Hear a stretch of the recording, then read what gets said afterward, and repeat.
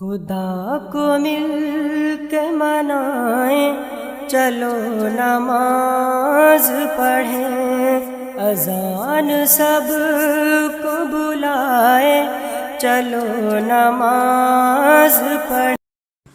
چھٹی بات یہ ہے کہ اللہ تبارک و تعالیٰ اس امت کو رمضان المبارک کے بارے میں 5 باتیں خصوصی طور پر عطا کیا ہے جو پہلی امتوں کو نہیں دی گئیں۔ چنانچہ مسند احمد میں حضرت ابو ہریرہ رضی اللہ تعالی عنہ کی روایت ہے، رسول اللہ صلی اللہ علیہ وسلم نے ارشاد فرمایا، اعطیت امتی 5 خصال فی رمضان لم تعطہن امت قبلہم۔ میری امت کو رمضان کے بارے میں 5 چیزیں مخصوص طور پر دی گئیں جو پہلی امتوں کو نہیں ملیں۔ نمبر 1، خلوف فم الصائم اطیب عند اللہ من ریح المسک۔ اس امت کے روزے داروں کے منہ کی بدبو اللہ کے نزدیک مشک سے زیادہ پسندیدہ ہے۔ نمبر 2، تستغفر لهم الحیتان حتی یفطروا۔ اس امت کے روزے داروں کے لیے دریا کی مچھلیاں بھی افطار کے وقت تک دعا کرتی رہتی ہیں۔ نمبر 3، وَيُزَيِّنُ اللَّهُ عَزَّ وَجَلَّ كُلَّ يَوْمٍ جَنَّتَهُ۔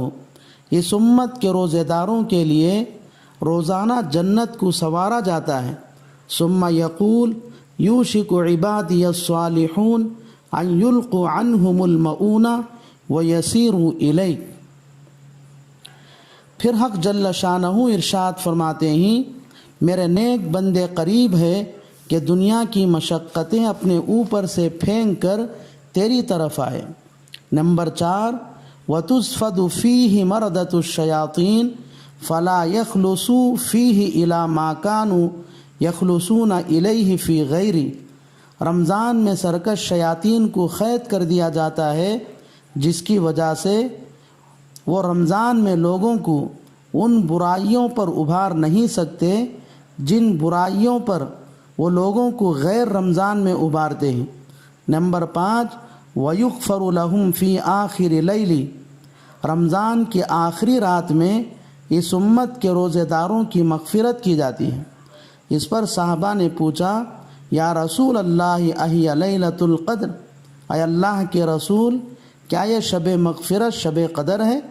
رسول اللہ صلی اللہ علیہ وسلم نے ارشاد فرمایا، لا ولکن العامل انما یوفی اجرہ اذا قضا عملہ۔ نہیں، بلکہ قانون یہ ہے کہ جب مزدور کا کام ختم ہو جاتا ہے تو اس کی مزدوری دی جاتی ہے۔ معلوم ہوا یہ رات لیلۃ القدر نہیں ہے بلکہ انعام کی رات ہے۔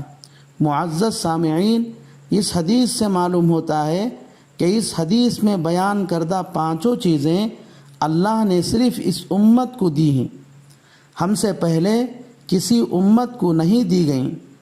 تو ہم اندازہ لگا سکتے ہیں کہ یہ 5 چیزیں کتنے اہم اور قیمتی ہیں۔ یقیناً یہ 5 چیزیں ہمارے لیے بہت بڑی نعمت ہیں۔ جب اللہ نے ہم پر اور اس امت پر اتنا بڑا فضل، مہربانی اور شفقت کا معاملہ کیا ہے تو ہمارے لیے ضروری ہے کہ ہم اللہ کی نعمتوں کی قدر کریں اور ان کو حاصل کرنے کی کوشش کریں۔